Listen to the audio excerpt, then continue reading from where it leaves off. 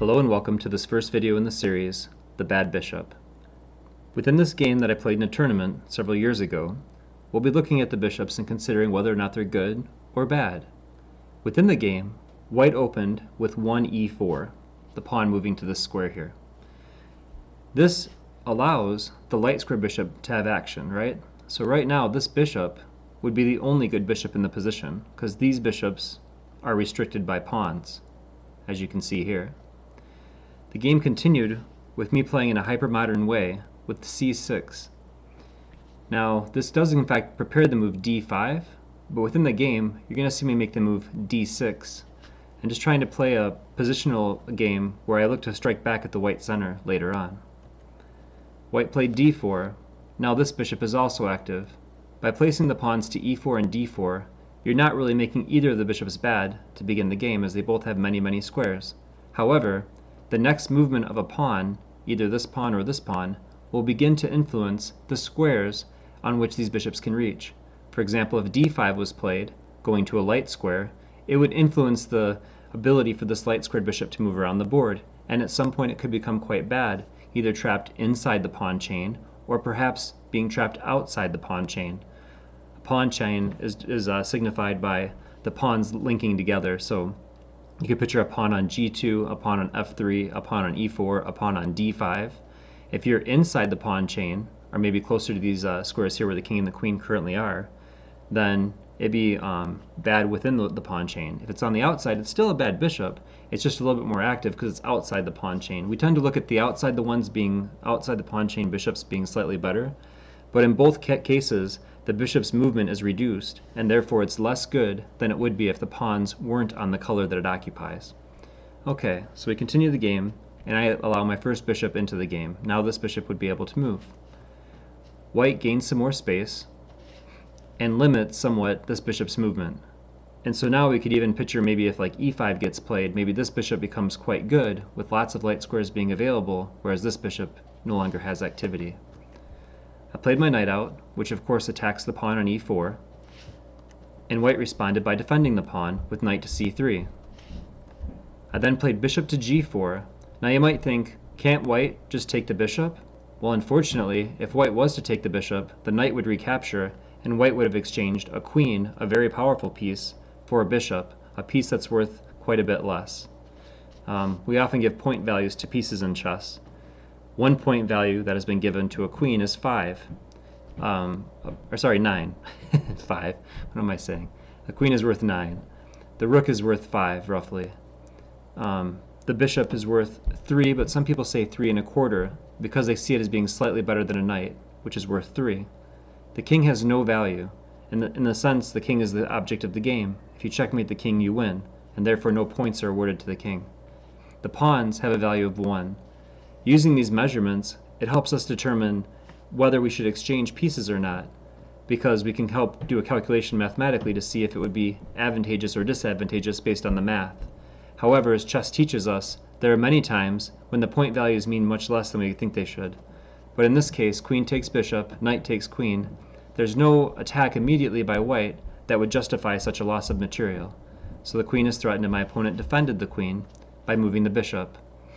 And of the two bishops, this was the bishop that we talked about perhaps being a lot better in the game, assuming this pawn went to e5, right? So now this bishop, which will stay around, will be worse than this bishop would have been. So I grab that bishop, the queen recaptures, and I play my queen out to b6, looking at the b2 pawn and also at the d4 pawn, which is currently unprotected. White responds again by protecting the pawn that gets attacked. So the moves are somewhat easy to understand when you start looking at it this way. What's the black move attack? What does the white move protect? Etc., right? I play e6. And then I play d5. Now this move is being played to give my bishop activity. Notice now, all of my pawns that I've moved, these 3, are all on light squares. Light squares allow this bishop to have more activity than if they were on black squares, as we talked about. Additionally, by putting the pawns on these squares, and assuming white doesn't capture, pushing forward, for example, this bishop will remain quite bad. So we'll have a bad bishop versus a good bishop. And this is one of the most instructive games of this type that I could find in my collection. So the pawn came forward harassing my knight, and I moved the knight up here to g4, with the idea that if it was harassed this way, I would come back to h6 and then find the f5 square rather for it later on. But again, we're just looking at the bishops mostly in this game. So this bishop's active, this bishop's now a little bit worse because of the pawn structure. White might even want to consider a move like f5 at some point to give that bishop some room to attack. So the knight came back to d1, maybe with the idea of playing c3, should I play c5. If many of you play the French, beginning with e6, d5, oftentimes you find yourself playing c5 to help hit the white center. So this move knight back to d1 helps allow the move c3 to protect this pawn. But again, that makes the bishop worse. My queen comes over.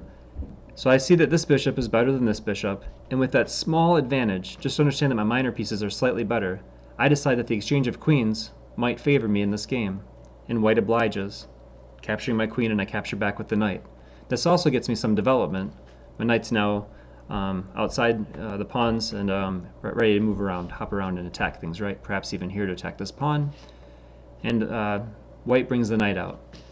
Now, things I've been talking about, I think white should have been actively looking to get rid of this bishop as opposed to this knight. It's a very closed position. When there are lots of pawns in the position, the knights tend to be a better piece to have. But as the position opens up, the bishops tend to be better. So in this position, knights are strong pieces, and both of us get rid of a strong piece. But again, I've got the idea of keeping this good bishop versus the bad one. I then play c5, a thematic break, trying to break up white's pawns, and perhaps have this pawn be quite strong, with this pawn back here being a target. So if I was to capture, and white was to capture back, and this pawn was still here, I could bring like a rook over and attack that pawn as an idea in the position. As the files open up, like if you had a completely open file with no pawns on it, that's where your major pieces, your rooks and your queens, belong. But right now in a closed position, it's less clear on where those rooks should go. So oftentimes, we won't even move our rook until either a half open file, meaning like this pawn would capture, leaving the file half open, my pawn's gone but white's pawn's still there. That half open file is a great place for my rook to gain space and also to be able to attack a pawn. So that's a good place to place that piece. White responds with c3, understanding that this could be a target and wanting to keep the center quite strong. The center consists of these 4 squares, which we are now occupying. Black has control over the light squares in the center, and white has control over the dark squares, as confusing as that is to say.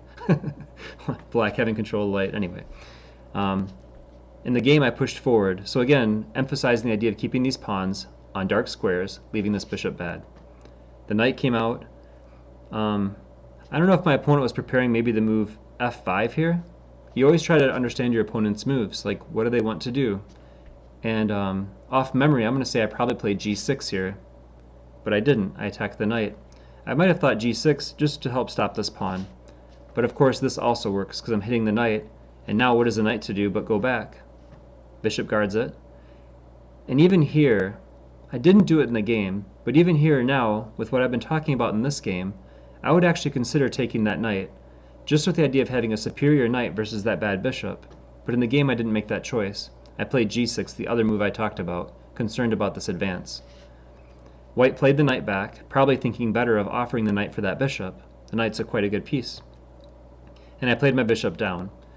And I realized some of these moves have to look rather odd to you, but I decided I wanted to control these squares and perhaps come out and attack this pawn, I think. I was younger when I played this game. It's been quite a while. And of course, as you improve at chess, you come up with different ideas. So it's hard for me to see this move and think that's the right move in the position. Putting the bishop back where it was seems a bit passive here. Bishop came out, and I moved my knight back. And I castle, and now I played h5. Again, trying to put all my pawns on light squares. So all these pawns are working well with my bishop. White pushed forward, which again kind of cements in the bishop. You can actually see now just exactly how dominated that bishop is by its own pawns. Like I've done nothing to restrict that bishop. White, through the piece activity here, has made that bishop quite bad. And then I played a5. Knight came back, and I'm going to go forward to a key moment. Just brought my rook over to help support this pawn on the capture. And here I believe was a decisive mistake by white. Now with what we've been talking about, now granted this I've said is a good bishop, but it's not a great bishop. These pawns are still influencing the play of my bishop. And so for that reason, I played the very good bishop takes knight here. And I'm going to be left with this wonderful knight versus that bishop. So I capture, I push the pawn forward again to a light square, locking that bishop on bad squares, or dark squares I guess, right, by its own pawns. I have to break this pin. I don't want the knight to die, right? Moves like this might be a bit too passive, so I did this, brought my rooks to the open file, and you'll see our pieces get exchanged after some moves. And I could even consider the move a3 here, but I didn't. I just held it, understanding that my knight could keep the white pieces from harassing my pawns. And now I begin a maneuver. So I move my knight down, and where my knight's headed is to c8, then to e7, and then to f5, where it'll attack this pawn. Now watch the race. I move my knight down, and white realizes I need to race back over for this pawn. The race begins. The king moves. My knight moves. The king moves. My knight moves. Uh-oh. My knight controls the g3 square, my pawn controls the g5 square, and the h-pawn is therefore indefensible. White can't get to it in time. Attempting to get to it one last time, king to g2, and I take with check. I now work my way back to the other side of the board quickly, faster than the king can keep up. I go here, and the idea is if the king decides to chase me, I'll have knight here, and then I'll be able to take the bishop with check. So the king can't chase me, it goes up instead. Knight threatens bishop. Bishop goes into the corner. Now the bishop also could have gone here, which might have been a slight improvement in the position, or actually quite an improvement, right? But instead moved back. I played a3, and now I had a very simple idea that I didn't see in the game until a little bit later. Just knight to c1, and then knight to b3, attacking the bishop, which would have no squares. And this is quite possibly the worst bishop, or one of the worst bishops I've ever seen, especially in an endgame, making this a particularly good choice for showing bad bishops. So the king starts walking the way over, maybe to harass the knight or try to save the bishop, but there just isn't time. I didn't see it there, but here I do. Knight up, and white resigned. So what this game teaches you is that even with equal material, well, in this case I was up a pawn, but when we had equal material, the knight being better allowed me to win material at very little risk to myself. And that's kind of what it's about. These small improvements for yourself, better minor piece if you will. If you have the better minor piece, you're much more likely to have the pleasant outcome of a win that you desire. If you have a worse minor piece, it's challenging to find the counterplay and attack that will allow you the opportunity to win a game. I hope you've enjoyed this first video and that it provided some information for you as you go to play your next game of chess. I wish you luck, and please leave comments below if you end up playing a game where any of this helps you. Take care and have a great day. I look forward to doing my next video soon.